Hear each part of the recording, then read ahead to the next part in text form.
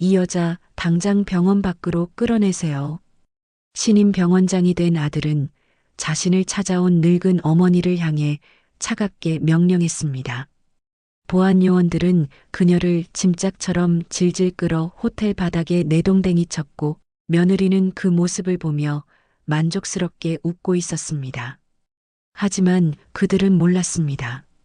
그가 내쫓은 어머니가 자신의 아들을 직접 고발하는 지옥의 전화 한 통을 준비하고 있었다는 것을 말이죠. 지금부터 7년 전 한 사건을 세상 밖으로 드러내며 아들의 인생을 가혹한 지옥으로 몰아넣을 수밖에 없었던 한 어머니의 눈물로 얼룩진 이야기가 시작됩니다.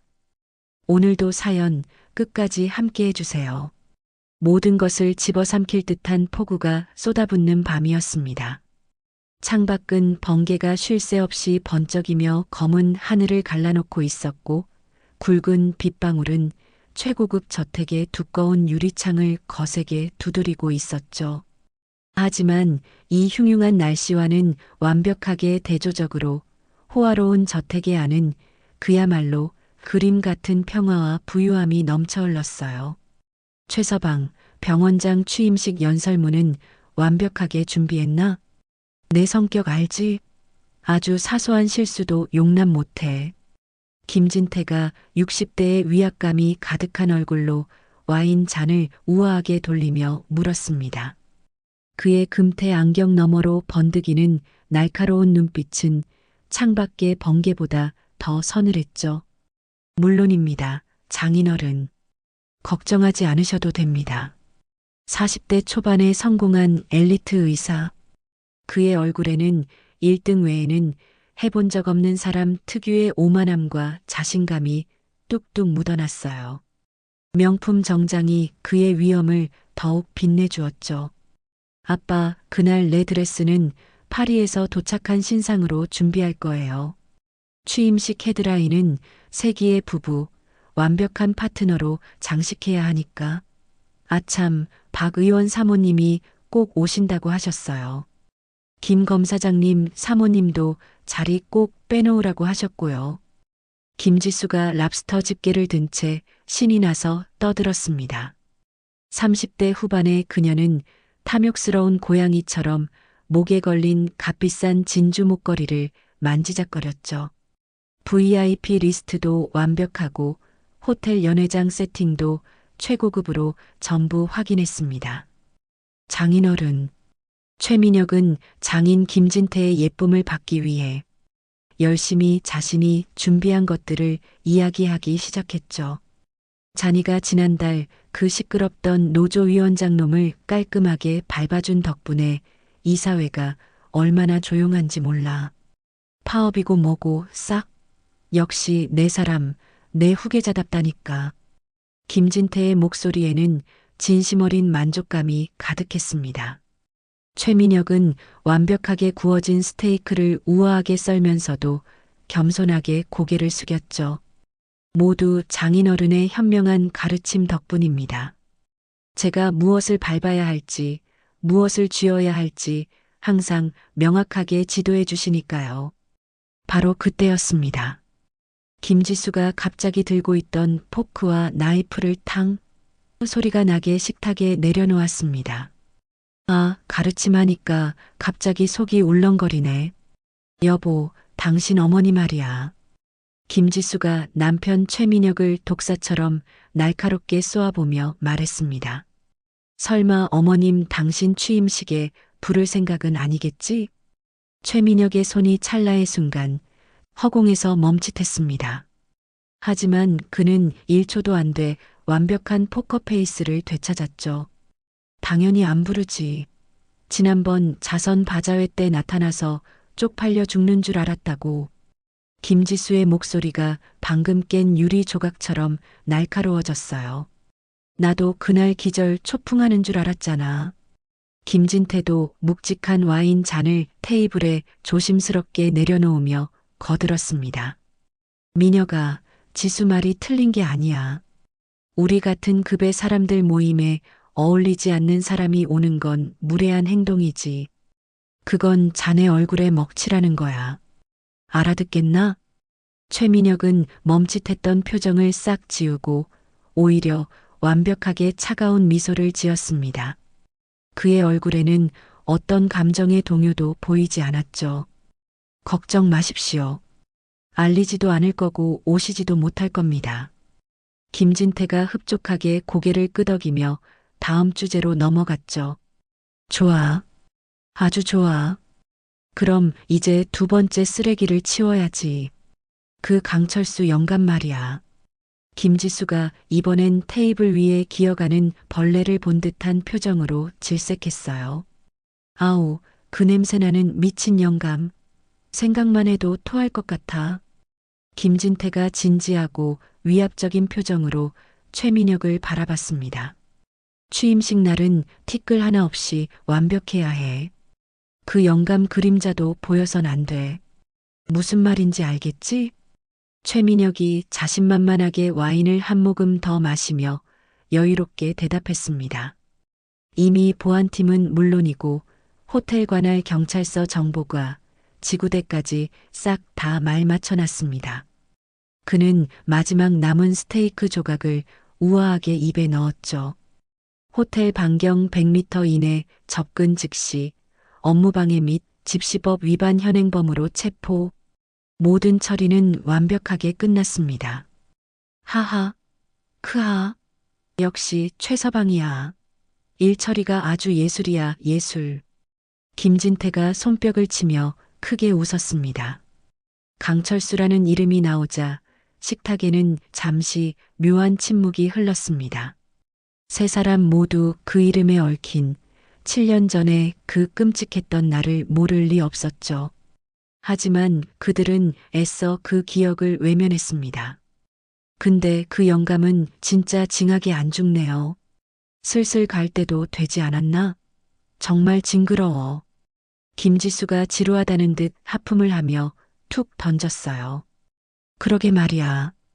강민이 그 녀석이지 애비보다 생명력이 질겼으면 참 좋았을 텐데 말이지. 김진태가 뼛속까지 잔인한 농담을 던지며 의미심장하게 웃었습니다. 최민혁은 그 끔찍한 농담에도 눈 하나 깜짝하지 않고 조용히 와인을 비웠죠. 좋아. 이제 모든 골칫거리와 쓰레기들은 완벽하게 치워졌다. 우리의 새로운 황금 시대를 위하여.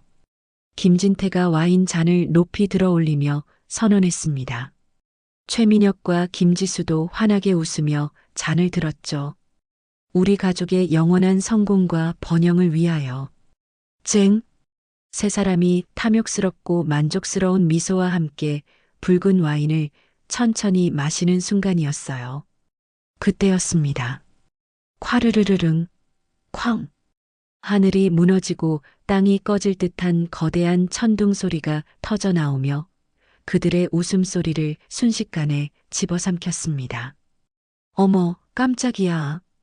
김지수가 기겁하며 어깨를 움츠렸고 그녀의 잔에서 튄 붉은 와인 몇 방울이 피처럼 새하얀 테이블보 위로 튀었습니다.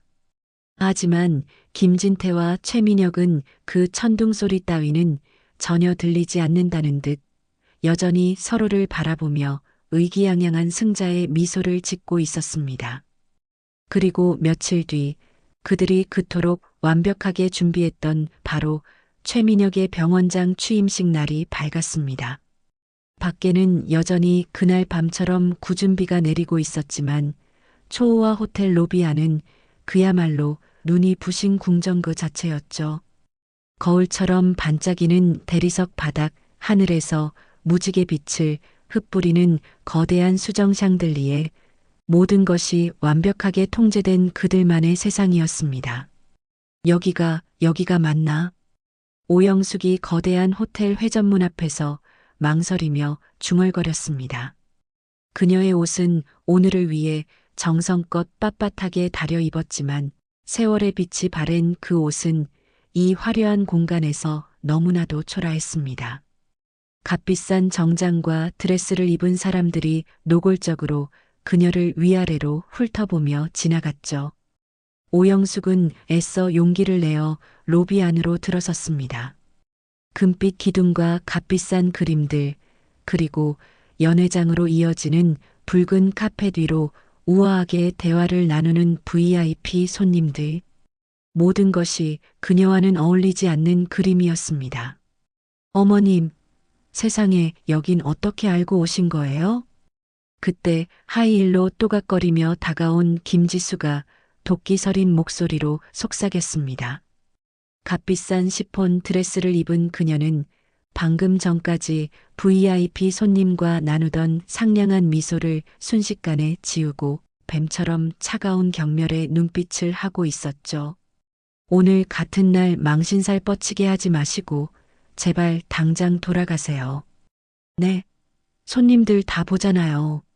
며느리 지수는 주변 시선을 의식해 목소리는 낮췄지만 그 안의 분노는 활활 타오르고 있었습니다.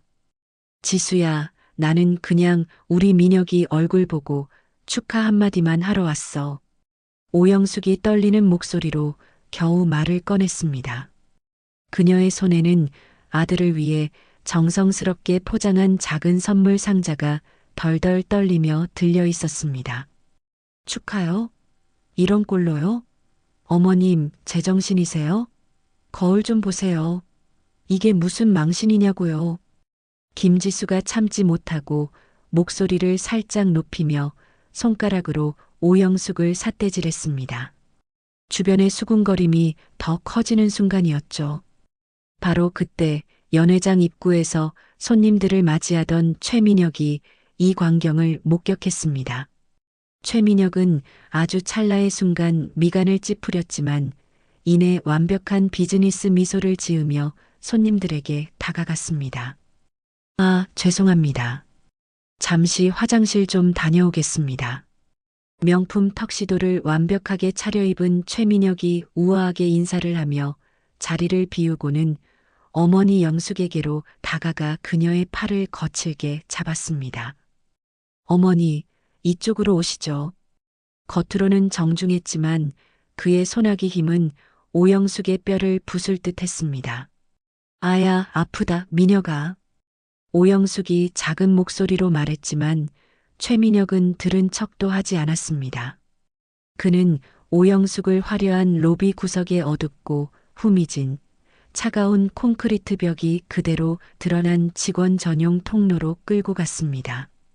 화려한 로비와는 완전히 다른 삭막한 공간이었죠. 여기서 입 다물고 쥐 죽은 듯이 계세요. 아시겠어요? 최민혁이 오영숙을 벽에 밀어붙이며 얼음처럼 차가운 목소리로 말했습니다. 그의 눈빛에는 단 하나의 감정도 없었어요. 아들이 어머니를 보는 눈이 아니라 더러운 것을 치우는 사람의 눈이었죠.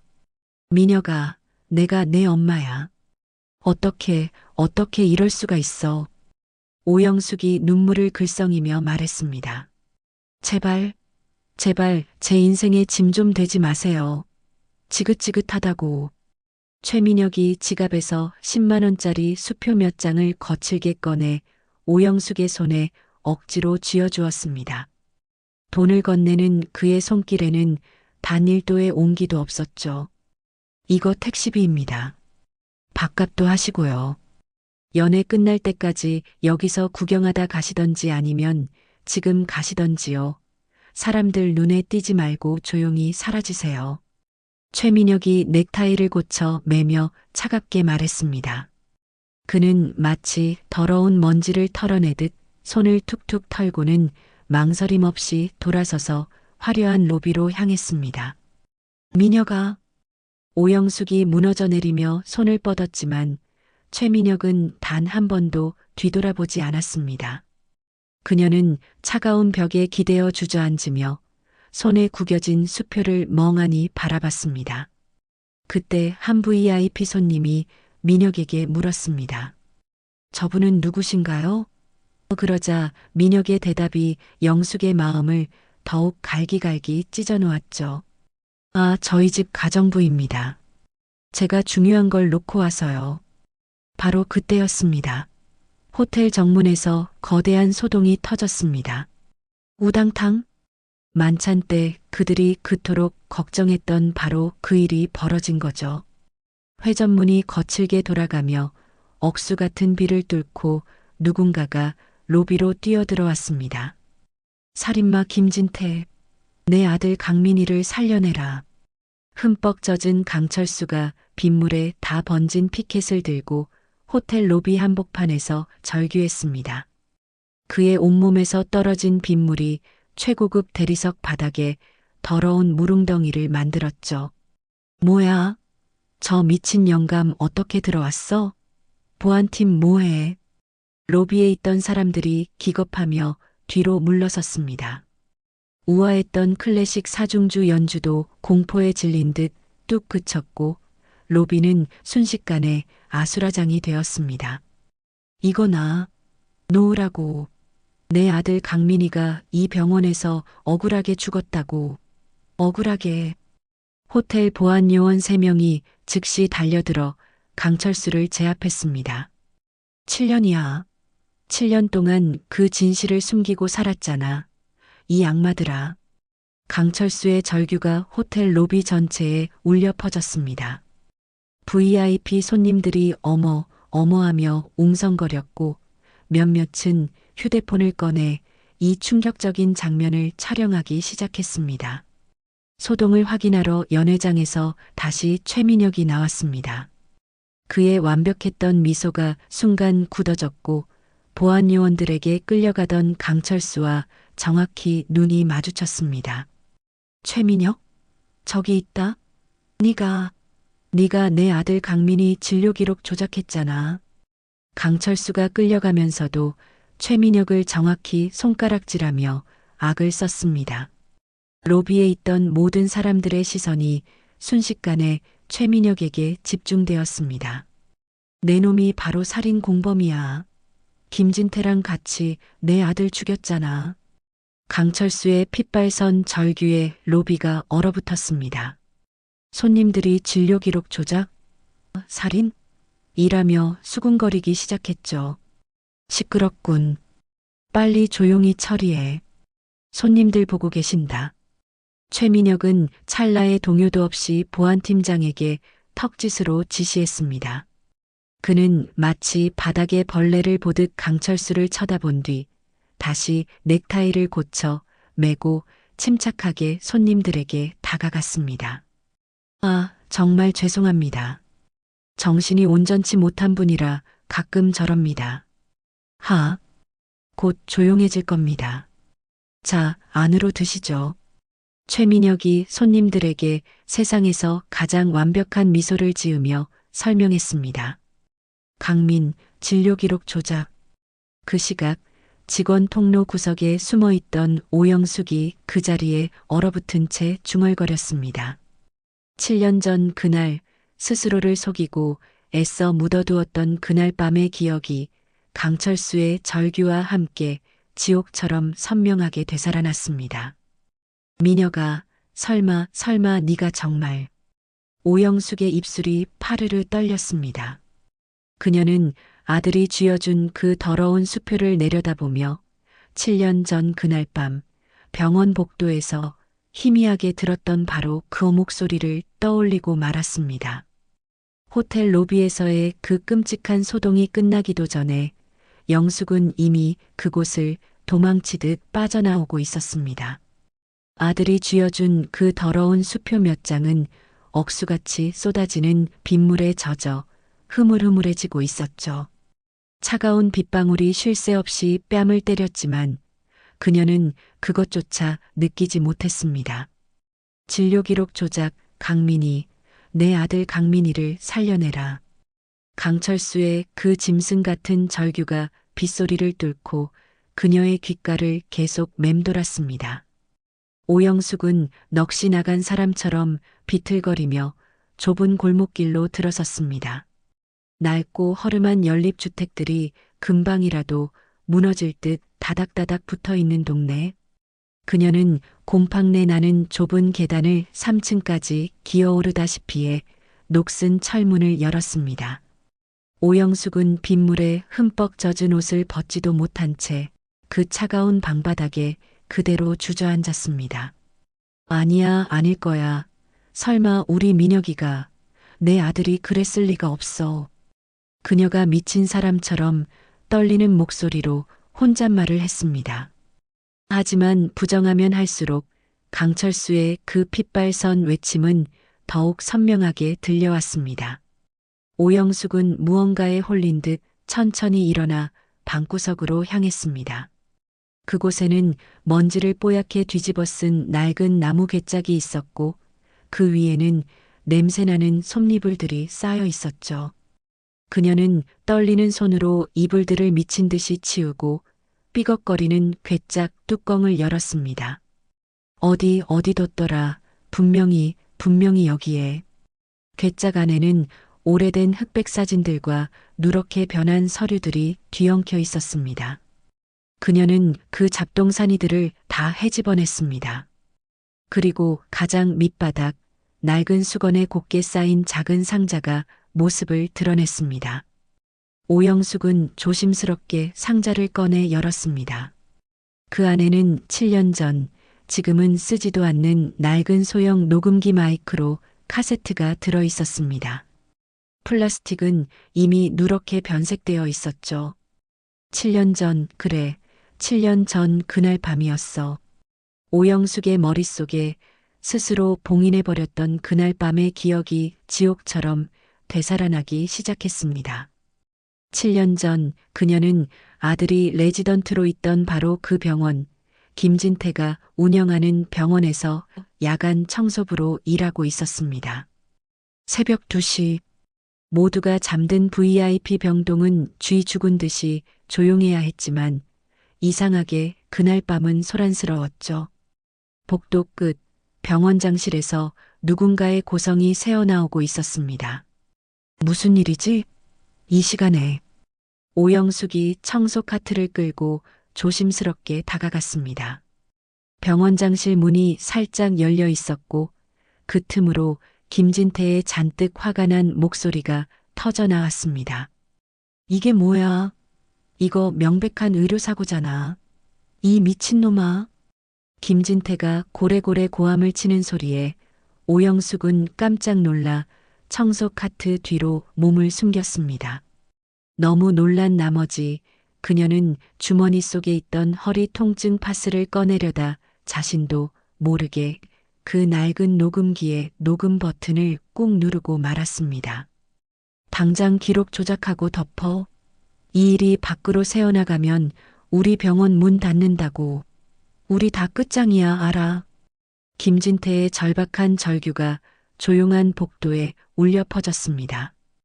그때였습니다. 김진태의 흥분을 가라앉히는 얼음장처럼 차갑고 냉정한 목소리가 들려왔습니다. 원장님, 진정하십시오. 아직 젊은 남자의 목소리였는데 그 목소리에는 단 1%의 동요도 없었죠. 네, 원장님. 차트는 제가 즉시 처리하겠습니다. 오영숙은 그 목소리에 온몸이 얼어붙었습니다. 너무나도 익숙한 목소리였습니다. 사인은 선천적 심장질환으로 조작하면 완벽합니다. 그 아이 병력을 보니까 평소 운동을 격하게 했다고 되어 있네요. 급성 심정지로 인한 돌연사. 이보다 더 깔끔할 순 없죠. 누군가의 죽음을, 한 아이의 죽음을 이렇게 태연하게 조작하는 그 목소리. 좋아. 역시 최 선생이야. 그럼 당장 처리해.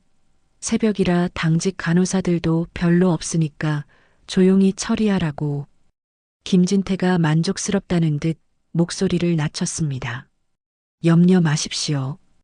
완벽하게 처리하겠습니다. 그 목소리의 주인이 말했습니다. 오영숙은 심장이 바닥으로 쿵 떨어지는 것을 느꼈습니다. 병원장실 문이 활짝 열리며 두 사람이 나왔습니다. 김진태, 그리고 그와 나란히 서서 걸어 나오는 젊은 의사. 하지만 오영숙은 고개를 돌리고 그 얼굴을 보지 않았습니다. 아니야, 내 아들일 리가 없어. 아니야. 목소리는 분명 자신의 아들이었지만 영숙은 자신이 잘못 들은 것이라며 애써 외면해 왔습니다. 난 얼굴을 못 봤어. 그러니 내 아들이라고 확신할 수 없지. 그렇고 말고. 현재로 돌아온 오영숙이 녹음기를 든 채 미친 듯이 고개를 저었습니다. 하지만 그 기억은 너무나도 선명했습니다. 그리고 정확히 일주일 뒤 최민혁은 집에 웬 여자를 데리고 왔습니다. 어머니, 인사하세요. 제 약혼녀 김지수입니다. 최민혁이 자랑스럽게 소개했을 때 오영숙은 김지수가 김진태 병원장의 딸임을 한눈에 알아봤습니다. 아버지를 똑 닮은 그 오만한 표정과 차가운 눈빛. 안녕하세요. 말씀 많이 들었어요. 김지수가 마지못해 형식적으로 인사했을 때 오영숙은 모든 조각을 맞추고 말았습니다. 아들이 한 생명을 짓밟은 대가로 저 악마의 딸과 부와 명예를 한 손에 거머쥐었다는 것을 말입니다. 미녀가, 너 정말 그날 밤. 오영숙이 떨리는 목소리로 아들을 불렀지만 최민혁은 그녀를 짐짝 보듯 차갑게 쳐다볼 뿐이었습니다. 어머니, 오늘은 좋은 날입니다. 그냥 축하만 해주시면 됩니다. 그건 부탁이 아니라 입 다물라는 경고였습니다. 오영숙은 그 순간 자신의 아들이 완전히 다른 괴물이 되어버렸음을 깨달았죠. 그 뒤로 7년 동안 오영숙은 이 끔찍한 비밀을, 아들의 목소리가 담긴 이 녹음기를 괴짝 깊숙이 봉인했습니다. 아닐 거야. 만약 그렇다 해도 수술은 우리 아들이 한 건 아니잖아. 그렇게 스스로를 속이며 살아왔습니다. 근데 어린아이가 죽었던 거였구나. 미녀가 정말 어쩌려고. 오영숙은 녹음기를 부서져라 가슴에 꽉 안았습니다. 그 안에는 아들의 냉혹한 범죄가 한 생명을 짓밟고 성공을 속삭이던 그 끔찍한 목소리가 그대로 담겨 있었습니다. 강민이라는 아이의 아버지는 7년 동안 어떻게 살 수 있었을까? 오영숙의 눈에서 참아왔던 눈물이 본물처럼 터져나왔습니다. 자신의 비겁한 침묵이, 아들을 지키려 했던 그 침묵이 한 아이의 아버지를 7년이라는 기나긴 세월 동안 지옥 속에서 살게 했다는 것을 그제야 깨달았습니다. 밤새 그 낡은 녹음기를 뜬 눈으로 쥐고 있던 오영숙이었습니다. 다음 날 아침 그녀는 서둘러 병원으로 향했습니다. 두 눈은 퀭하게 충혈되어 있었지만 그녀의 가슴 깊숙한 곳 주머니에는 7년 전 그날의 목소리가 담긴 작은 녹음기가 돌덩이처럼 들어 있었습니다. 이제라도 용서를 구할 마음이 있을지도 모르잖아. 오영숙이 병원 정문 앞에서 차마 발을 떼지 못하고 중얼거렸어요.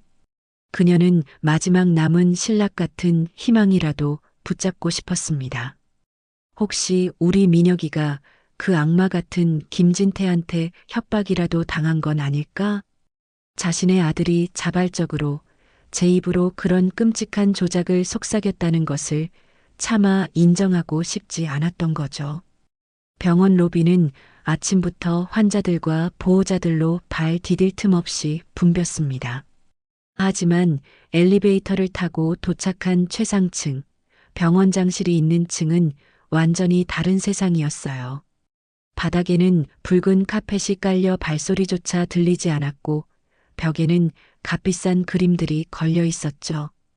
김진태 이사장실, 그리고 그 옆에 나란히 빛나는 최민혁 병원장실 금색 명패. 오영숙이 떨리는 손으로 병원장실 문을 조심스럽게 두드렸습니다. 들어오세요. 안에서 아들의 차갑고 권위적인 목소리가 들려왔습니다. 문을 열고 들어간 병원장실은 어지간한 호텔 스위트룸 저리 가라 할 정도로 호화로웠습니다. 어머니, 최민혁이 이 불청객의 등장에 놀란 표정으로 일어섰습니다. 김지수도 날카로운 눈으로 고개를 들었죠. 그 표정은 여기가 어디라고 감히 기어들어와? 하는 경멸감, 바로 그것이었습니다. 미녀가 나 너한테 꼭 좀 할 얘기가 있어서. 오영숙이 떨리는 목소리로 말하며 자신도 모르게 녹음기가 든 가슴팍을 꾹 움켜쥐었습니다. 어머니, 저 지금 바쁩니다. 곧 병원 운영회의가 있어서 최민혁이 차가운 목소리로 말을 잘랐습니다. 아니야, 민혁아. 정말 중요한 얘기야. 어제 호텔에서 그 남자 강철수라는 사람이 했던 이야기 말이다. 오영숙이 마지막 용기를 쥐어짰습니다. 강민이라는 그 아이 말이야. 7년 전에 네가 정말 그 아이를 선천적 심장질환으로 오영숙의 말이 채 끝나기도 전에 병원장실의 공기가 얼어붙었습니다. 최민혁의 얼굴이 순식간에 싸늘하게 굳어졌죠. 어머, 이 노망난 여자가 지금 감히 어딜 와서 이딴 소리를 짓거려. 김지수가 태블릿을 소파에 집어던지며 소파에서 벌떡 일어나 비명을 질렀습니다. 그녀의 우아했던 얼굴이 분노로 흉측하게 일그러졌어요. 뭐라고요? 우리 남편을 지금 살인자라고 모함하는 거예요? 네. 최민혁이 천천히, 아주 천천히 일어나 어머니의 말을 차단했습니다. 어머니, 지금 내 뒤를 캔 겁니까? 어제 그 일 때문에 복수하시려는 거예요? 그의 목소리는 얼음보다 차가웠습니다. 그는 오영숙을 어머니가 아닌 처음 보는 침입자 혹은 벌레 보듯 쳐다봤죠. 그 미친 영감탱이 말을 믿고 이제 나한테 와서 협박이라도 하겠다? 돈이라도 뜯어내시겠다? 협박이라는 단어. 아들 입에서 나온 그 단어에 오영숙은 숨이 멎는 듯 했습니다. 그녀는 충격으로 비틀거리며 한 걸음 뒤로 물러섰습니다. 협박? 미녀가 진짜 네가 미쳤구나. 어떻게 이런 일을 저질러. 어머니? 아, 지금 무슨 말씀을 하시는 거예요? 최민혁이 기가 차다는 듯 냉소적으로 웃었습니다. 당신이 지금 누구 편에 서서 무슨 꿍꿍이로 이딴 소리를 하는 건지 내가 모를 것 같습니까? 김지수가 최민혁 옆에 딱 붙어서서 거들었습니다. 여보, 당장 보안팀 불러서 끌어내. 아주 병원 바닥에 오물 뿌리러 왔잖아. 오영숙은 아들의 그 잔인한 눈빛을 보며 마지막 남았던 신락 같은 희망이 완전히 끊어지는 것을 느꼈습니다. 협박? 아니었습니다. 아들은 그 모든 일의 주범이었습니다. 도대체 어쩌다가 네가 그렇게 된 거야? 오영숙이 절망적인 목소리로 무너지듯 중얼거렸습니다. 무슨 말을 하려는지 모르겠지만 어머니가 도대체 무슨 근거로 날 의심하는지 모르겠군요. 이미 재판에서도 우리가 이겼고 그 인간도 감옥 갔다 나왔어요. 아무도 안 믿는다고요. 최민혁이 책상으로 걸어가 인터폰 버튼을 망설임 없이 눌렀습니다. 보안팀, 지금 즉시 병원장실로 올라와 주세요. 알겠습니다, 병원장님. 수화기 너머로 기계적인 대답이 들려왔죠. 오영숙은 아들이 정말 자신을 쫓아낼 것이라는 사실에 경악했습니다. 미녀가 정말 마지막이다. 가서 용서를 구하고 죗값을 치러. 오영숙이 절규했습니다. 최민혁이 천천히 돌아서서 오영숙을 똑바로 쳐다보며 말했습니다. 그의 목소리에는 단 한치의 감정 동요도 없었습니다. 어머니, 정말 내 인생에서 영원히 사라져 주십시오. 다시는 당신을 어머니라고 부를 일 없을 겁니다. 그 순간 병원장실 문이 벌컥 열리며 건장한 보안요원 2명이 쳐들어왔습니다. 이 여자 당장 병원 밖으로 끌어내세요. 최민혁이 턱짓으로 지시했습니다. 다시는 병원 근처에 얼씬도 못하게 하고 즉시 출입금지 명단에 올려요. 알겠습니다, 병원장님. 보안요원들이 짐승처럼 달려들어 오영숙의 양팔을 거칠게 붙잡았습니다. 이거 나 놓으라고. 정신 차려. 나. 오영숙이 발버둥을 쳤지만 건장한 남자들의 힘을 당해낼 수는 없었습니다. 김지수는 그 모든 광경을 팔짱을 낀 채 아주 만족스러운 표정으로 지켜보고 있었죠. 조용히 하세요. 다른 환자분들 다 보십니다. 병원장실에서 복도로, 복도에서 엘리베이터로, 엘리베이터에서 붐비는 1층 로비로 오영숙은 말 그대로 짐짝처럼 질질 끌려 내려갔습니다. 로비에 있던 수백 명의 환자들과 직원들이 모두 이 끔찍한 광경을 쳐다봤습니다. 어머, 저 여자 뭐야? 무슨 일이야? 수군거리는 소리가 비수처럼 날아와 박혔지만 오영숙은 더 이상 아무것도 들리지 않았습니다. 퍽!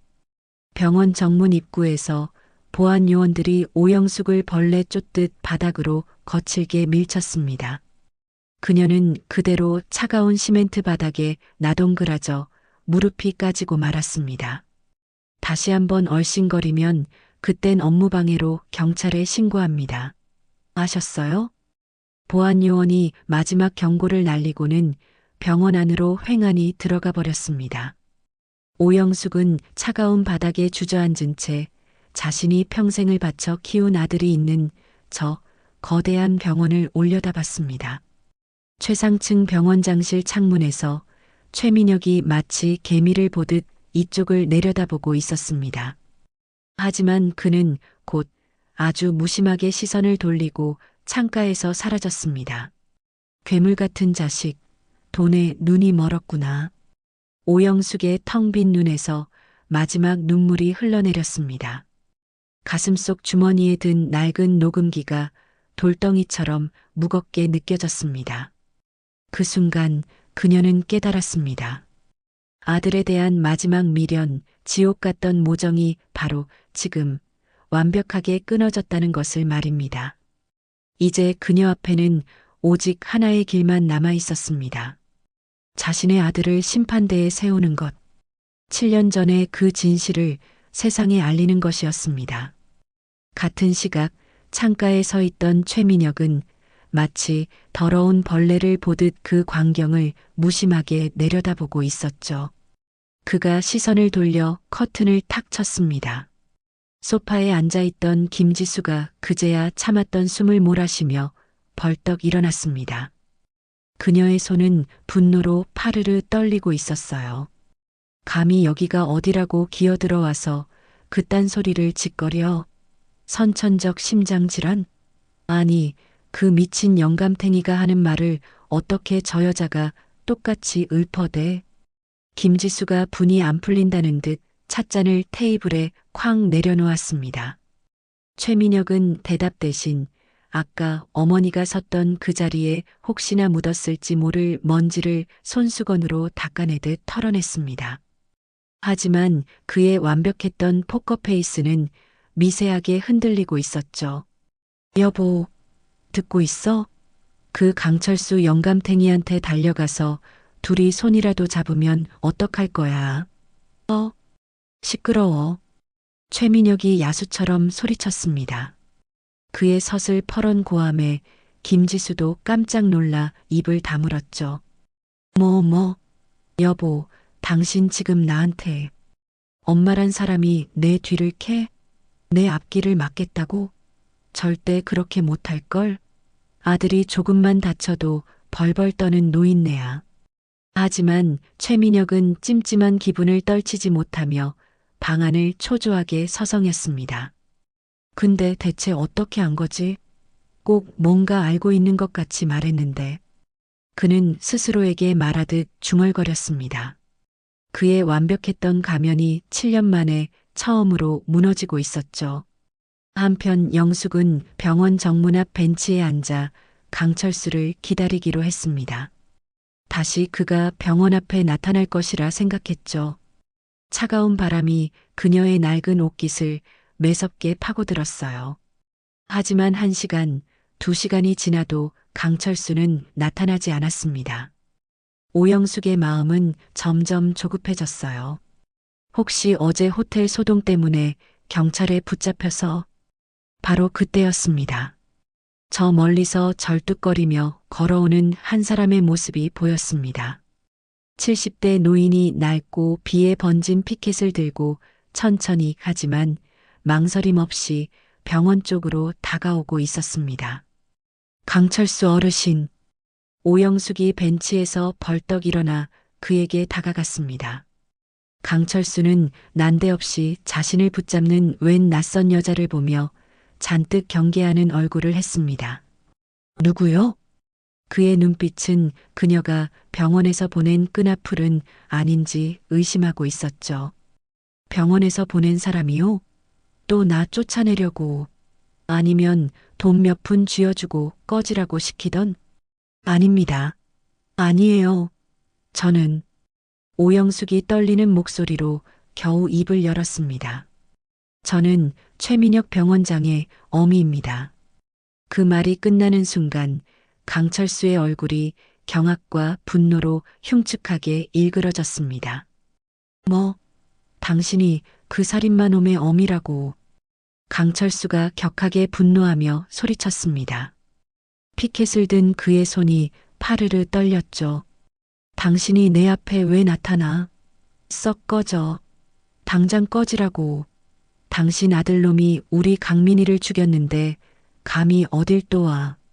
강철수가 당장이라도 피켓으로 그녀를 내리칠 듯이 덤벼들었습니다. 죄송합니다.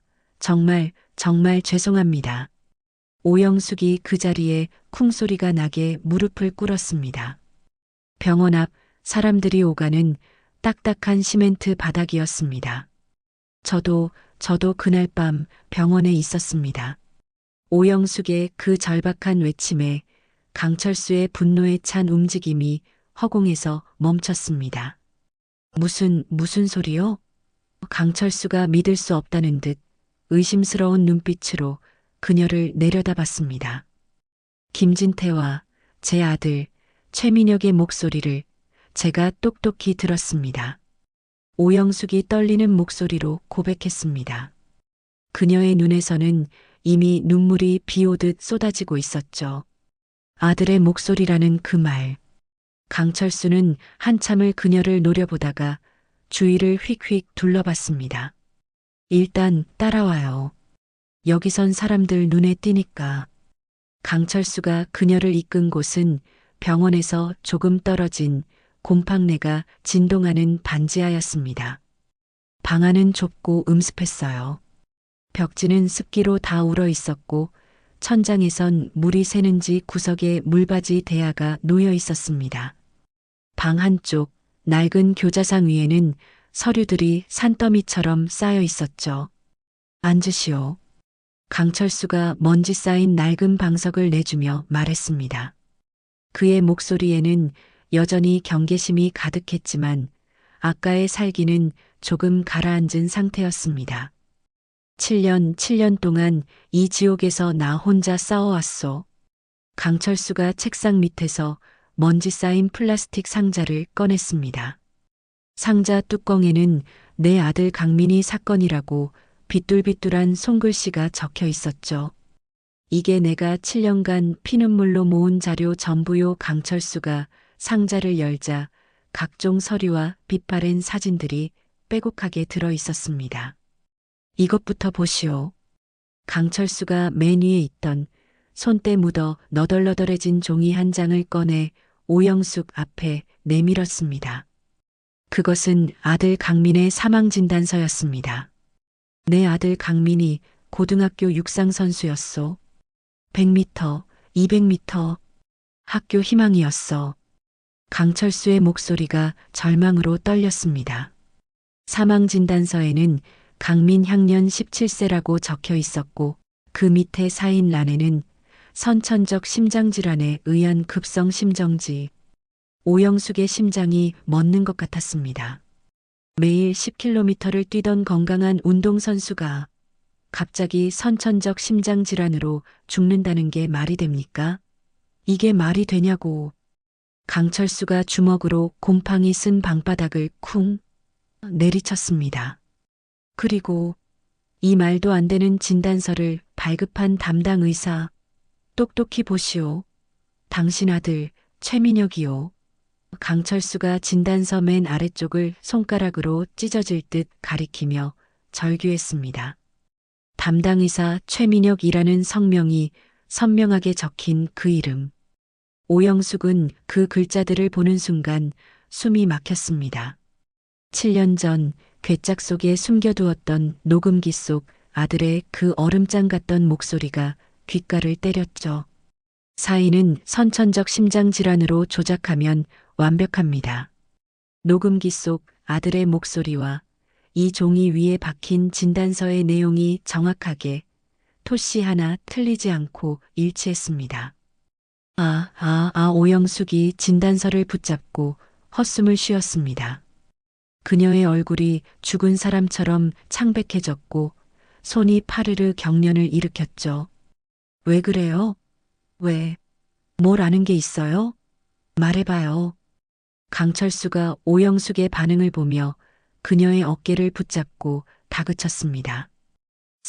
선천적, 심장질환 오영숙이 넋나간 사람처럼 중얼거렸습니다. 그녀는 떨리는 손으로 가슴팍 주머니에서 그 낡은 소형 녹음기를 꺼냈습니다. 이게 뭐요? 강철수가 녹음기를 보며 놀란 표정을 지었습니다. 그날 밤 제가 우연히 녹음한 겁니다. 제 아들 목소리와 김진태 이사장의 목소리가 담겨 있어요. 이게 정말 그날 밤 그놈들 목소리가 담긴 거요? 강철수가 녹음기를 바라보며 떨리는 목소리로 물었습니다. 그의 퀭한 눈에는 7년간 꺼지지 않았던 지독한 분노와 동시에 믿을 수 없는 희미한 희망이 교차하고 있었어요. 네, 제가 그날 밤 그 병원 복도를 청소하다가 우연히 오영숙이 재생 버튼 위에서 잠시 손을 망설였습니다. 이 버튼을 누르는 순간 자신의 아들은 완전히 끝장이라는 것을 누구보다 잘 알고 있었습니다. 하지만 그녀는 더 이상 망설이지 않았죠. 딸깍 재생 버튼이 눌리자 곰팡 내 나는 쪽방 안이 죽음처럼 고요해졌습니다. 지지직하는 낡은 테이프 소음과 함께 7년 전 그날 밤의 목소리가 지옥처럼 흘러나왔어요. 이거 명백한 의료사고잖아. 환자가 죽었다고. 당장 덮어. 기록 조작해. 김진태의 그 격양된 고함 소리에 강철수가 온몸을 부르르 떨었습니다. 그는 피눈물이 맺힌 눈으로 녹음기를 찢어질 듯 노려봤죠. 그리고 이어서 나온 그 목소리에 방 안의 공기가 그대로 얼어붙었습니다. 네, 원장님. 즉시 차트 처리하겠습니다. 너무나 차갑고 너무나 냉정한 젊은 남자의 목소리였습니다. 17살짜리 아이가 죽었는데도 감정의 기복 하나 없이 일상적인 업무를 처리하는 듯한 그 담담한 음성. 사인은 선천적 심장질환으로 조작하면 완벽합니다. 그 아이 병력을 보니 운동을 많이 했다고 되어 있네요. 급성 심정지로 인한 돌연사라고 하면 믿을 만합니다. 좋아. 역시 최 선생이야. 당장 처리해. 딸깍. 녹음이 끝나자 쪽방 안은 정적, 아니, 그보다 더한 절망이 흘렀습니다. 강철수는 자신의 귀로 7년 전 아들의 마지막을, 그 조작의 순간을 확인한 순간 그 자리에 그대로 무너져 내렸습니다. 으흑. 그는 입을 벌린 채 짐승처럼 헛숨을 쉬었습니다. 그리고 갑자기 7년간 억눌러왔던 울음을 터뜨리기 시작했죠. 강민아, 우리 강민아, 아빠가 늦었다. 이 아빠가 너무 늦었어. 으악. 강철수는 곰팡이 쓴 방바닥에 엎드려 아들의 사망 진단서를 가슴에 피멍이 들도록 끌어안고 오열했습니다. 내 아들, 내 착한 아들이 그렇게 억울하게. 오영숙도 그 옆에서 함께 무너져 내렸습니다. 자신의 아들이 정말로 한 생명을 짓밟고 성공을 훔친 범죄자라는 사실을 더 이상 부정할 수 없었습니다. 강민아, 불쌍한 아가, 미안해. 이 아줌마가 정말 미안해. 그 순간 그녀는 결심했습니다. 더 이상 침묵할 수 없다고. 자신의 손으로 이 모든 것을 바로잡겠다고 말입니다. 1시간쯤 흘렀을까요? 강철수가 눈물을 닦고 교자상 서류 더미 밑에서 또 다른 누런 봉투를 꺼냈습니다.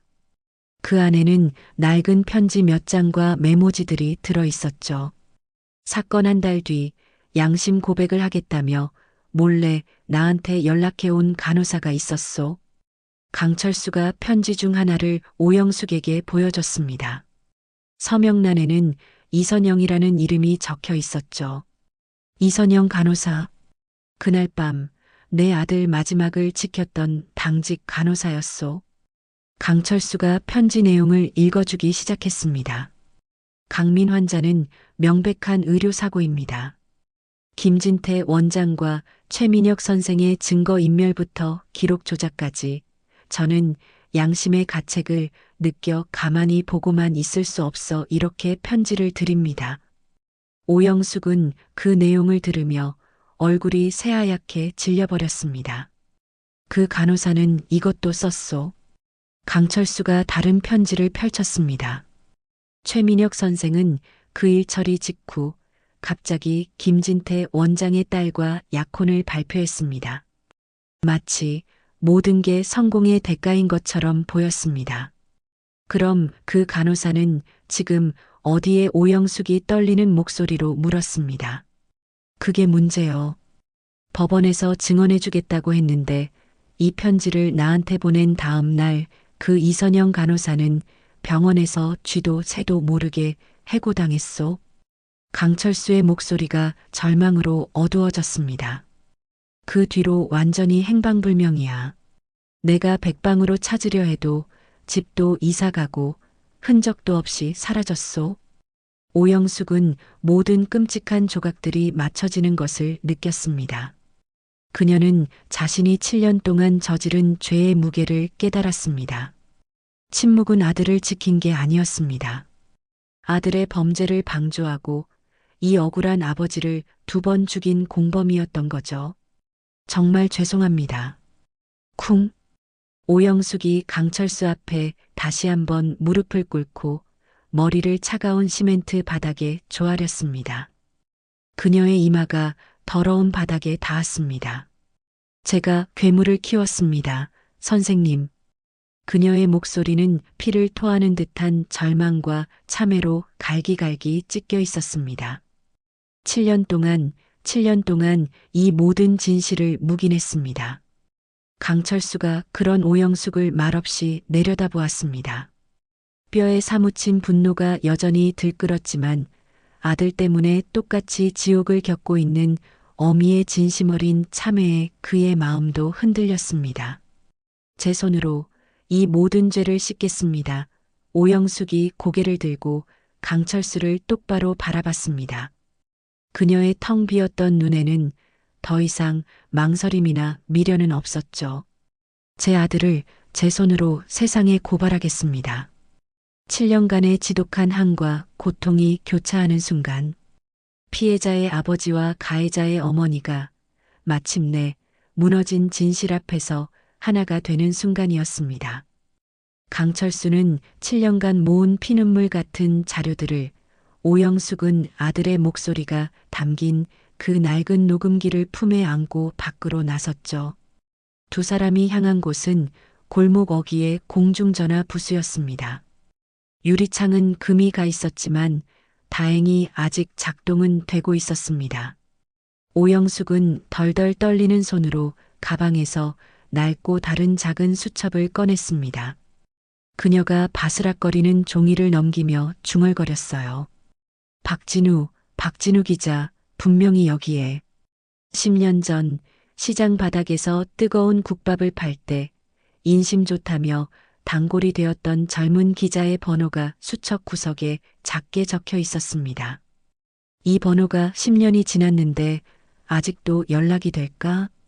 오영숙이 망설이자 강철수가 옆에서 초조하게 지켜봤습니다.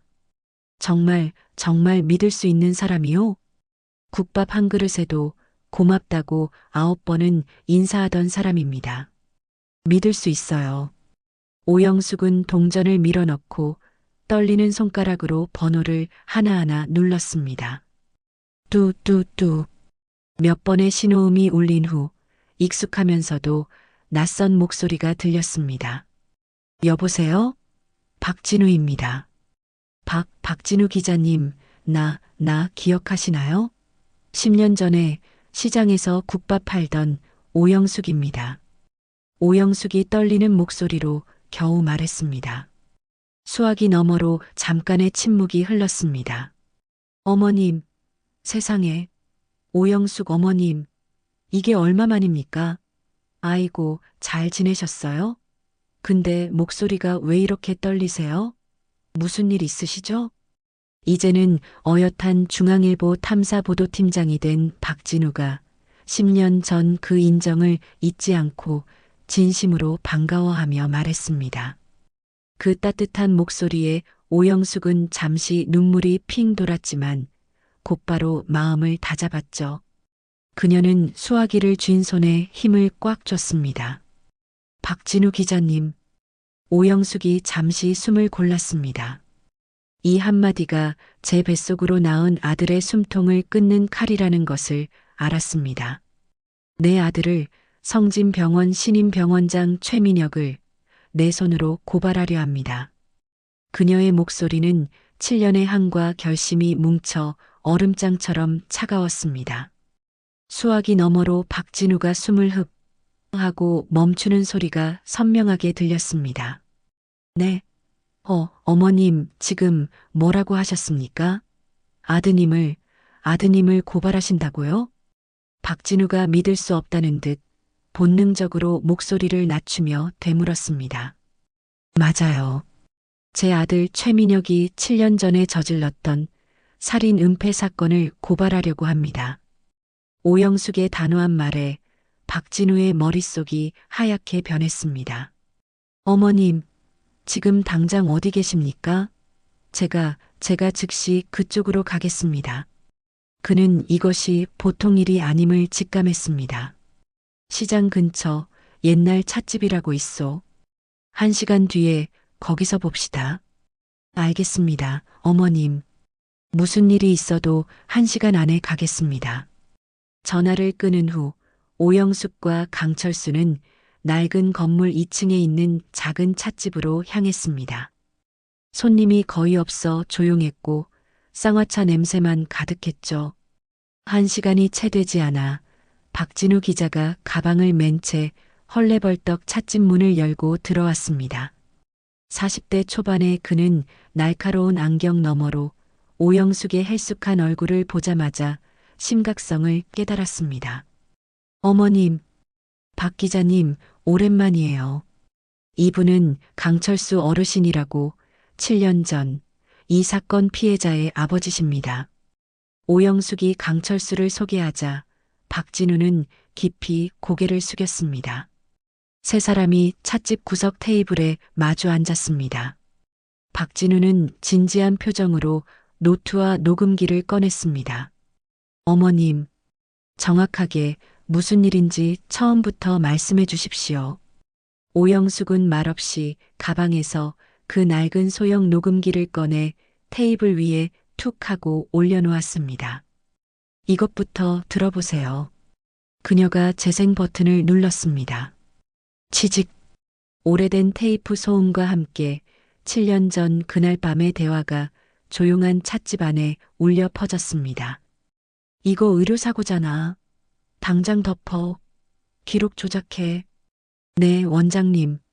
즉시 차트 처리하겠습니다. 사인은 선천적 심장질환으로 조작하면 완벽합니다. 박진우 기자의 얼굴이 순식간에 하얗게 질렸습니다. 그는 기자로서의 본능으로 이것이 대한민국을 뒤흔들 엄청난 사건임을 즉시 알아챘습니다. 어머님, 이 목소리 정말 최민혁 병원장, 아드님 목소리가 맞습니까? 네, 내 아들 목소리 맞습니다. 오영숙이 단호하게 대답했습니다. 그때 강철수가 가방에서 서류 뭉치들을 꺼내 테이블에 펼쳐놓았습니다. 이것이 내 아들 강민희의 사망진단서요. 강철수가 떨리는 목소리로 설명했습니다. 녹음기에서 나온 그대로 사인이 선천적 심장질환으로 되어 있소. 그리고 담당 의사 최민혁. 그놈 이름이 여기 박혀 있소. 박진우는 녹음 파일과 사망진단서를 번갈아 보며 입술을 깨물었습니다. 완벽한 증거였죠. 그리고 이건 그날 당직 간호사의 편지요. 강철수가 빗바랜 편지들을 보여주며 말했습니다. 김진태가 아니라 최민혁이 모든 것을 주도했다고. 그리고 그날 이후 김진태 딸과 약혼했다고 말이요. 강철수가 편지를 보낸 다음 날 그 간호사가 해고되고 행방불명됐다는 사실까지 덧붙였습니다. 박진우는 모든 자료를 꼼꼼히 살펴본 후 깊은 심호흡을 했습니다. 어머님, 박진우가 조심스럽게 마지막 확인을 위해 말을 꺼냈습니다. 이 보도가 나가는 순간 아드님은 정말 모든 것을 잃게 됩니다. 의사 면허, 병원, 사회적 지위, 재산, 가정도 다 끝장이에요. 어미로서 정말 그 각오가 되어 있는지 마지막으로 확인하고 싶었습니다. 오영숙이 박진우의 눈을 똑바로 쳐다보며 말했습니다. 내 아들은 7년 전에 이미 모든 것을 잃었어야 했습니다. 그녀의 목소리에는 더 이상의 망설임이나 미련은 없었습니다. 한 생명을 짓밟고 제 양심을 팔아서 짐승이 되었으니까 이젠 죗값을 치를 시간이죠. 박진우는 그녀의 굳은 결심을 확인하고 고개를 끄덕였습니다. 알겠습니다, 어머님. 반드시 진실을 밝히겠습니다. 그는 모든 증거를 조심스럽게 가방에 챙기며 약속했습니다. 사라진 이선영 간호사, 제가 가진 모든 수단을 동원해서 반드시 찾아내겠습니다. 완벽한 기사로 그들의 죄를 세상에 알리겠습니다. 7년간의 긴 어둠 끝에서 드디어 희미한 빛이 보이기 시작했습니다. 고맙소, 박 기자님. 강철수가 깊이 고개를 숙였습니다. 제가 해야 할 일입니다. 박진우의 눈에는 진실을 밝히겠다는 기자로서의 사명감이 불타오르고 있었습니다. 박진우 기자가 탐사보도팀 사무실에서 밤늦게 컴퓨터 앞에 앉아 있었습니다. 오영숙과 강철수로부터 받은 자료들이 책상 위에 정리되어 있었고 녹음기와 사망진단서 사본들이 놓여 있었습니다. 형광등 불빛 아래에서 그의 안경이 번쩍였습니다. 이선영. 박진우가 컴퓨터 화면을 보며 중얼거렸습니다. 그는 7년 전 행방불명된 간호사 이선영의 행방을 찾기 위해 온갖 데이터베이스를 뒤지고 있었습니다. 선배, 아직도 일하세요? 후배 기자가 다가와 물었습니다. 이 사건을 완성하려면 결정적인 증인이 필요해. 이선영이라는 간호사를 찾아야 해. 박진우가 화면을 가리키며 말했습니다. 그의 눈에는 진실을 밝히겠다는 집념이 타오르고 있었습니다. 주소지는 계속 바뀌고 있는데 실제로는 거주하지 않는 것 같네요. 전세나 월세 계약 기록도 없고.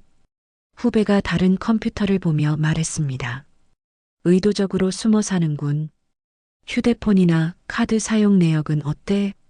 박진우가 다른 검색창을 열며 물었습니다. 최소한으로만 나와요. 편의점에서 생필품 구입하는 정도. 잠깐, 이건 뭐지? 후배가 갑자기 화면을 확대했습니다. 부산 영도구, 여기서 계속 같은 편의점에서 결제 기록이 나오네요. 한 달에 서너 번씩. 박진우가 주소를 확인하며 일어났습니다.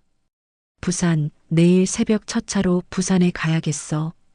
다음 날 오전, 박진우는 부산 영도구의 한 소외된 주택가에 도착했습니다. 좁은 골목길 안쪽에 작은 원룸들이 다닥다닥 붙어 있었습니다. 그는 편의점 사장에게 이선영의 사진을 보여주며 정보를 얻었습니다. 아, 이분이요? 3층 끝방에 사세요. 아주 조용한 분이에요. 편의점 사장이 가리키는 방향으로 가서 문을 두드렸습니다. 똑똑똑. 누구세요? 문 안에서 경계심 가득한 여성의 목소리가 들렸습니다. 중앙일보 박진우 기자입니다. 이선영 씨와 잠시 얘기하고 싶어서 왔습니다. 문틈으로 체인이 채워진 채 문이 조금 열렸습니다. 40대 중반으로 보이는 여성이 불안한 표정으로 그를 바라봤습니다. 기자라고요? 전 기자랑 얘기할 게 없는데요. 이선영이 문을 닫으려 했습니다. 7년 전 강민이라는 학생에 관한 일입니다. 김진태 병원에서 일하셨죠? 박진우의 말에 이선영의 얼굴이 창백해졌습니다. 그녀는 주변을 의식하며 잠시 망설이다가 체인을 풀고 문을 열었습니다. 들어오세요. 하지만 오래 있을 수는 없어요. 작은 원룸 안은 정리정돈이 잘 되어 있었지만 을씨년스러웠습니다.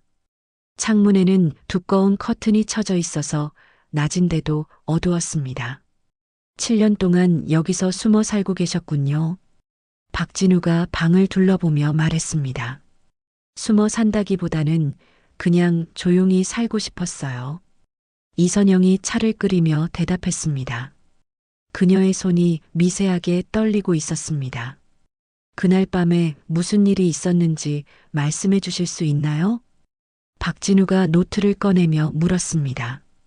이선영은 한참을 망설이다가 입을 열었습니다. 제가 왜요? 이선영이 경계하자 박진우 기자는 피켓 시위를 하는 강철수의 사진을 보여주었습니다. 그 강민 학생의 아버지는 명예훼손으로 고발당해 전 재산을 잃고 이렇게 비참히 살고 계십니다. 그때 일을 증언하기 힘드신 거 알아요. 그땐 증거가 없었으니까요. 하지만 이젠 그 증거가 있습니다. 그러고 박진우는 녹음 파일을 재생시켜 주었죠. 제발 용기를 내주세요. 이선영 씨. 이선영은 녹음 파일을 듣고 한참을 망설이다 입을 열었습니다. 그날 밤 응급실에 17세 학생이 실려왔어요. 운동 중에 쓰러진 아이였는데 그녀의 목소리가 떨렸습니다. 처음엔 단순한 응급 환자인 줄 알았어요. 하지만 상태가 급속히 악화되더니 이선영이 잠시 말을 멈췄습니다. 계속 말씀해 주세요.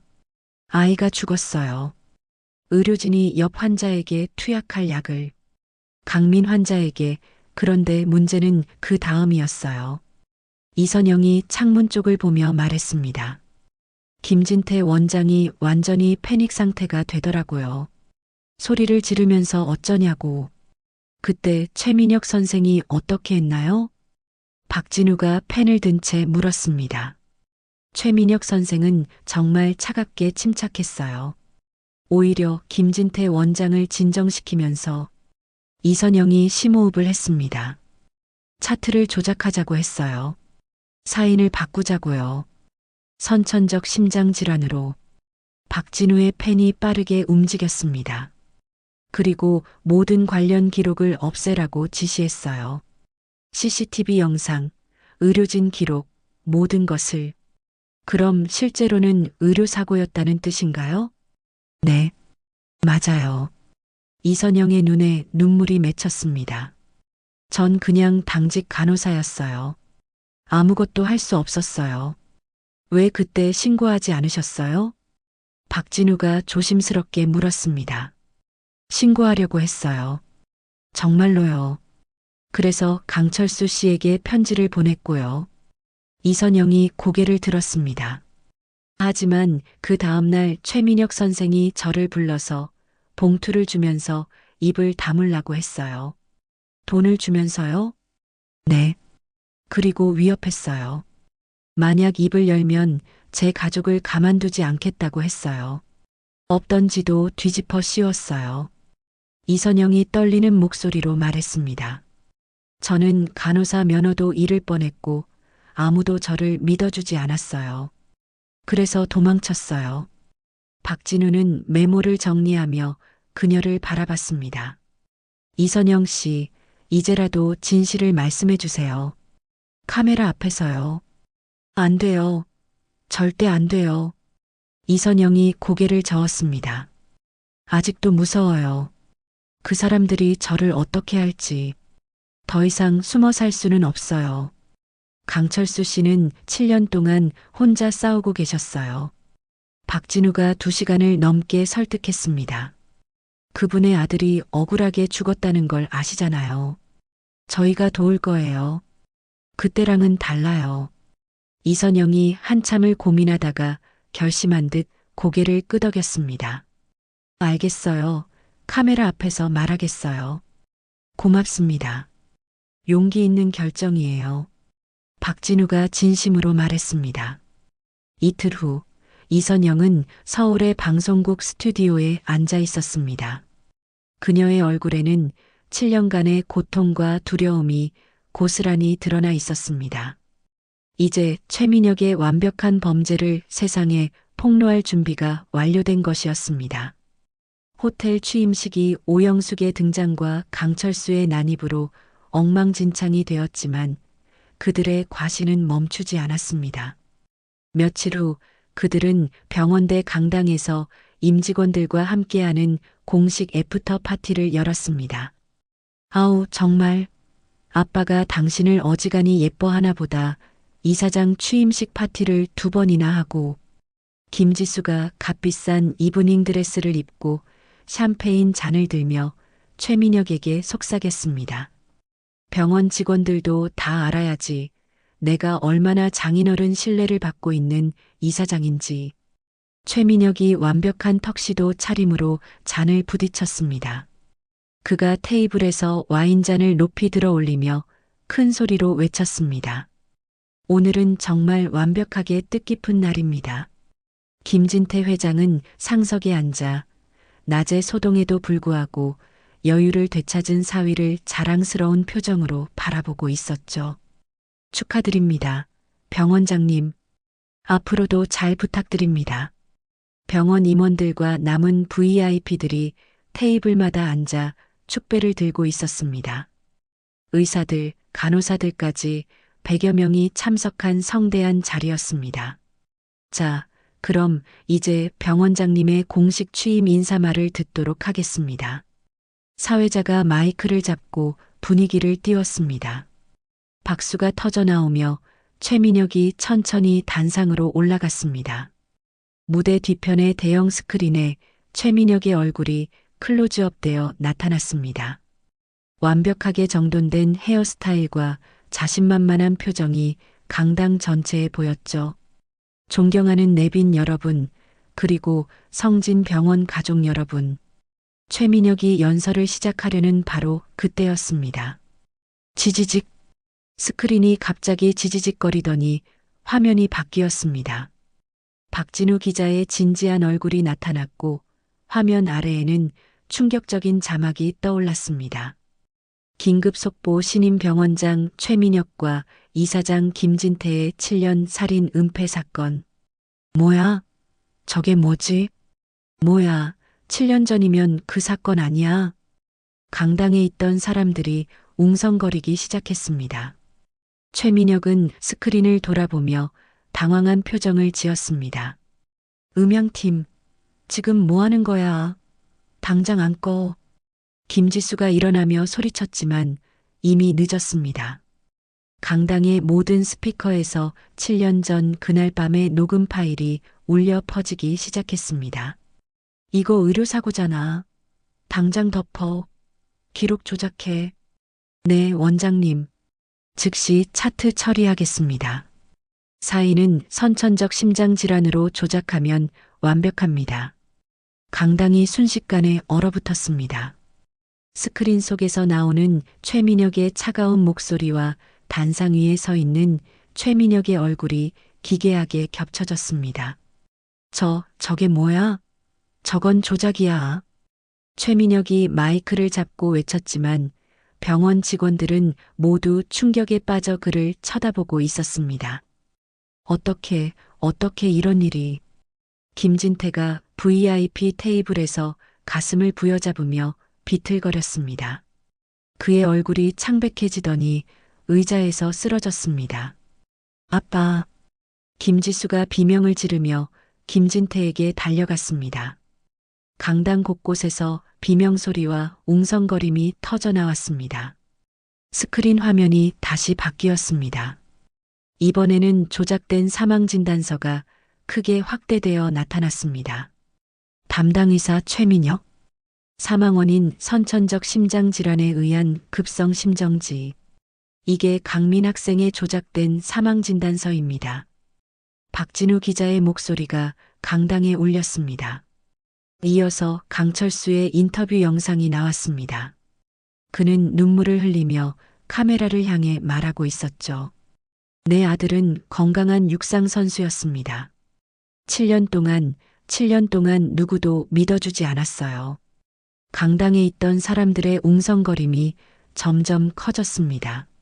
일부는 휴대폰으로 촬영을 시작했고, 일부는 자리에서 일어나 문으로 향했습니다. 잠깐만. 이건 모함이야. 조작된 거라고. 최민혁이 단상에서 절규했지만 아무도 그의 말을 믿지 않았습니다. 그때 스크린에 결정적인 장면이 나타났습니다. 한 여성이 병원복을 입고 카메라 앞에 앉아 있었습니다. 저는 이선영입니다. 7년 전 그날 밤 당직 간호사였습니다. 강당이 완전히 조용해졌습니다. 모든 사람들이 스크린에 집중했습니다. 최민혁 선생이 모든 것을 주도했습니다. 김진태 원장님은 병원 이미지를 위해 강민 환자의 의료 사건을 덮으라 지시하셨고, 최민혁 선생이 조작에 가담했습니다. 이선영의 담담한 증언에 강당의 공기가 더욱 무거워졌습니다. 그리고 그가 제게 돈 봉투를 주며 입을 다물라고 협박했습니다. 그리고 다음날 저를 해고시켰어요. 거짓말이야. 거짓말이라고. 최민혁이 마이크를 던지며 소리쳤습니다. 하지만 그의 절규는 더 이상 설득력이 없었습니다. 그 화려했던 연회장은 순식간에 아수라장이 되었고, 혼돈의 한복판으로 검찰 수사관들이 들이닥쳤죠. 최민혁 씨, 살인 은폐 및 의료법 위반, 증거 인멸 혐의로 긴급 체포합니다. 수사관들이 단상 위로 뛰어 올라가 저항하는 최민혁의 양팔을 거칠게 꺾었습니다. 철컥. 차가운 수갑이 그의 손목에 채워지는 소리가 샹들리에가 빛나던 강당 전체에 섬뜩하게 울려 퍼졌습니다. 방금 전까지 세상을 다 가졌던 그의 값비싼 턱시도는 이제 흉측한 죄수복처럼 초라해 보였죠. 이건 안 돼. 이건 누명이야. 전부 조작된 거라고. 최민혁이 짐승처럼 발버둥을 쳤지만 수사관들은 단호하게 그를 제압했습니다. 강당을 병원 직원들은 모두 숨을 죽인 채 이 믿을 수 없는 광경을 지켜보고 있었습니다. 김진태 씨도 병원 비리와 횡령, 살인 교사 혐의로 체포영장이 발부되었습니다. 또 다른 수사관들이 바닥에 쓰러져 의식을 잃은 김진태에게 다가가 차갑게 선언했습니다. 응급요원들이 들것을 가져와 그를 실어나갔죠. 김지수 씨, 증거 은폐 및 범인 도피 공범 혐의로 당신도 체포합니다. 이거 내가 누군 줄 알고, 우리 아빠가 누군 줄 아냐고. 김지수 역시 수갑을 찬 채 끌려나갔습니다. 수억 원짜리 이브닝 드레스는 눈물과 화장으로 범벅이 되어 있었고, 그녀는 악을 쓰며 발악했습니다. 이럴 수 없어. 우리가 뭘 잘못했는데. 이거 놓으라고. 하지만 그들의 절규에 귀 기울이는 사람은 아무도 없었습니다. 강당에서 병원 로비로, 로비에서 병원 정문 출입구로, 최민혁은 수갑을 찬 채 그를 기다리고 있던 수백 명의 기자들 앞에 짐짝처럼 내던져졌습니다. 번쩍, 찰칵, 카메라 플래시가 마치 폭탄처럼 터지며 그의 굴욕적인 모습을 담아냈습니다. 병원장님, 7년 전 사건 정말 조작하셨습니까? 살인 은폐 혐의 인정하십니까? 한 말씀만 해주시죠. 기자들이 마이크를 좀비처럼 들이밀며 질문을 퍼부었습니다. 바로 그때였습니다. 최민혁의 눈에 기자들 속에서 자신을 똑바로 쳐다보고 있는 익숙한 두 사람의 모습이 들어왔습니다. 자신이 쓰레기라 불렀던 그 두 사람. 어머니 오영숙과 강철수였습니다. 오영숙, 오영숙. 최민혁이 이성을 잃고 핏발선 눈으로 소리쳤습니다. 수사관들이 그의 입을 막으려 했지만 그는 미친 듯이 어머니를 향해 외쳤습니다. 어떻게 나한테 이럴 수가 있어? 당신이 어떻게 나를 배신해? 내가 누굴 위해서 이렇게까지 했는데. 최민혁의 목소리는 절규 그 자체였습니다. 어머니라면서 어떻게 제 아들 앞길을 당신 손으로 이렇게 망가뜨릴 수가 있냐고. 최민혁이 발버둥치며 계속 소리쳤습니다. 주변 기자들은 이 충격적인 장면을 놓칠세라 카메라로 찍어댔죠. 하지만 오영숙은 아무 대답도 그 어떤 표정의 변화도 없었습니다. 그녀는 그저 얼음처럼 차가운 눈으로 자신이 낳은 아들의 마지막 발악을 끝까지 지켜보고만 있었죠. 당신 때문에, 당신 같은 것 때문에 내 인생이 다 망가졌어. 당신 때문이야. 이 배신자. 최민혁이 끝까지 원망과 저주를 쏟아내며 검찰 차량에 거칠게 처박혔습니다. 부앙. 요란한 사이렌 소리와 함께 그들의 탐욕스럽던 성공도 그렇게 떠나갔습니다. 3개월 후 법정. 엄숙한 분위기의 법정. 방청석은 기자들과 사람들로 가득 차 있었습니다. 피고인석에는 죄수복을 입은 최민혁과 휠체어에 앉은 김진태가 고개를 숙인 채 앉아 있었죠. 증인 오영숙. 증언석으로 나오시기 바랍니다. 판사의 호명에 오영숙이 검은색 정장 차림으로 천천히 일어났습니다. 그녀의 얼굴에는 굳은 의지가 서려 있었어요. 증인석에 앉은 그녀는 피고인석에 앉은 아들과 눈이 마주쳤습니다. 최민혁은 3개월 만에 딴 사람처럼 수척해져 어머니를 향해 제발 하고 애원하는 눈빛을 보냈습니다. 증인은 피고인 최민혁과 어떤 관계입니까? 검사가 물었습니다. 오영숙이 잠시 입을 닫았다가 피고인석의 아들을 똑바로 쳐다보며 말했습니다. 제 아들이 아닙니다. 법정 전체가 순간 조용해졌습니다. 7년 전 17살 아이의 생명을 무참히 짓밟아 버린 사람이 제 아들입니다. 그녀의 단호한 증언에 피고인석의 최민혁이 흡소리를 내며 고개를 떨어뜨렸습니다. 그는 더 이상 어머니를 바라보지 못했죠. 어머니, 제발. 최민혁이 모기만 한 목소리로 중얼거렸지만 오영숙은 그를 외면했습니다.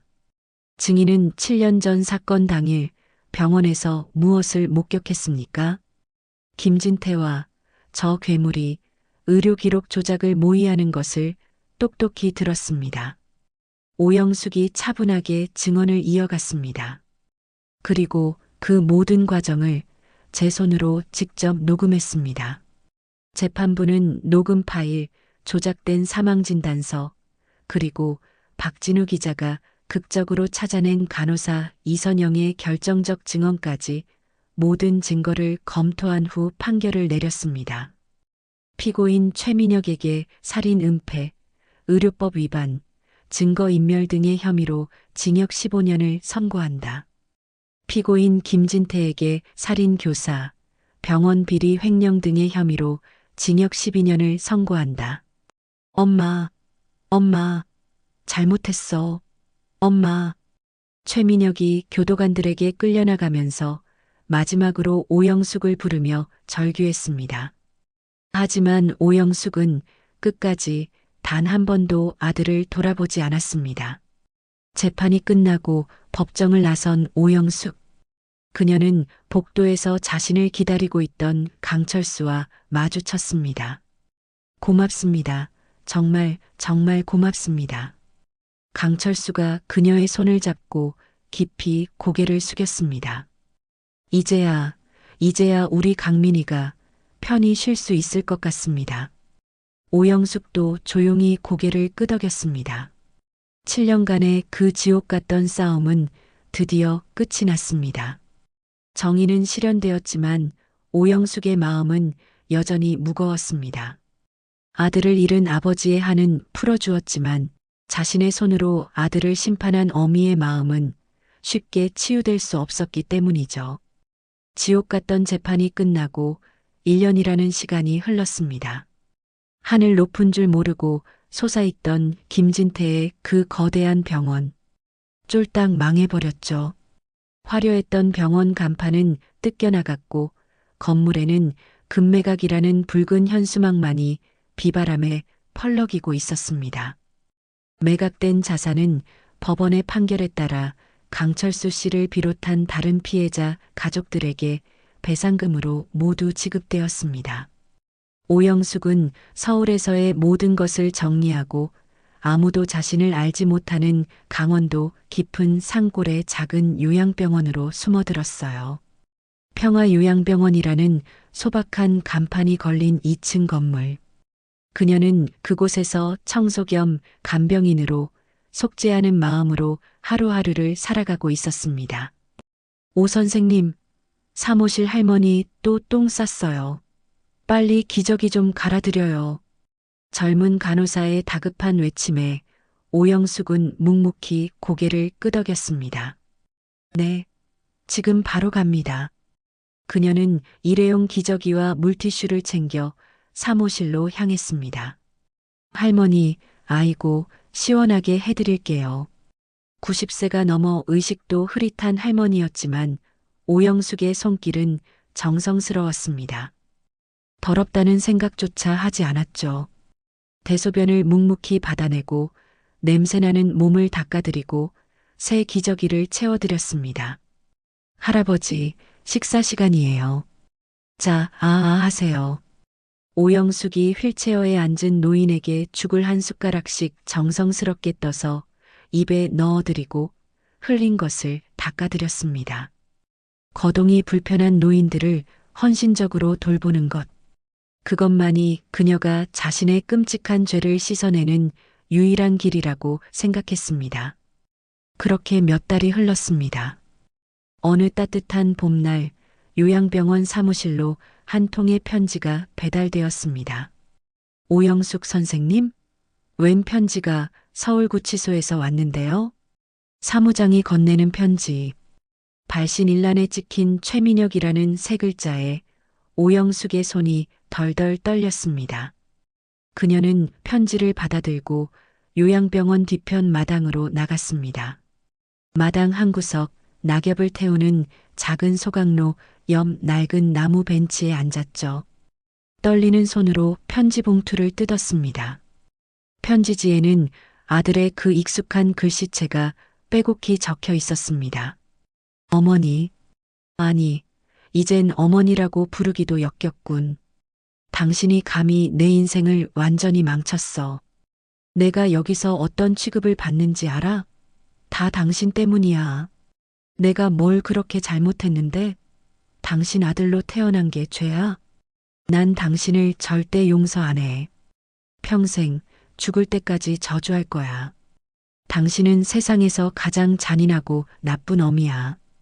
편지에는 7년 전 그 목소리처럼 단 한 줄의 반성이나 뉘우침도 없었습니다. 오직 자신을 고발한 어미에 대한 지독한 원망과 저주만이 가득했죠. 오영숙은 편지를 다 읽고 천천히 눈을 감았습니다. 아, 역시 변하지 않았구나. 그 순간 마지막까지 남아있던 한 가닥 미련, 그 지옥 같던 모정의 끈이 툭 하고 완전히 끊어지는 것을 느꼈습니다. 오영숙은 벤치에서 일어나 소각로 뚜껑을 열었습니다. 안에서 마른 나뭇잎들이 타닥 소리를 내며 타고 있었죠. 그녀는 아들의 저주가 담긴 그 편지를 불길 속에 조용히 던져 넣었습니다. 하얀 편지지가 순식간에 시커멓게 타오르며 재로 변해갔습니다. 저주할 거야라는 그 악독한 글자들이 불꽃 속에서 사라지는 것을 오영숙은 덤덤하게 아주 덤덤하게 바라봤습니다. 오영숙 선생님 맞으시죠? 그때 뒤에서 누군가가 그녀를 불렀습니다. 깜짝 놀라 돌아보니 그곳에 강철수 씨가 작은 화분을 들고 서 있었습니다. 강민희 아버님, 어떻게 여길? 오영숙이 놀라 말을 잇지 못했습니다. 박 기자님께 겨우겨우 주소 알아냈습니다. 강철수가 부드러운 미소를 지으며 다가왔습니다. 1년 전 법정 복도에서 봤던 그 한 맺힌 얼굴이 아니었어요. 분노와 원한이 모두 사라진 평범한 할아버지의 얼굴이었습니다. 이거 드리려고 왔어요. 강철수가 작은 국화 화분을 오영숙에게 건넸습니다. 노란 국화꽃이 소담스럽게 피어 있었죠. 이젠 정말 편히 사시라고요. 우리 서로. 강철수의 목소리는 따뜻했습니다. 고맙습니다. 정말 고맙습니다. 오영숙이 화분을 받아들며 끝내 참았던 눈물을 흘렸습니다. 두 사람은 말없이 낡은 벤치에 나란히 앉았습니다. 소각로에서는 아들의 편지가 마지막 한 조각까지 재가 되어 하늘로 흩날리고 있었죠. 우리 강민이 이제 정말 편히 쉴 수 있을 것 같아요.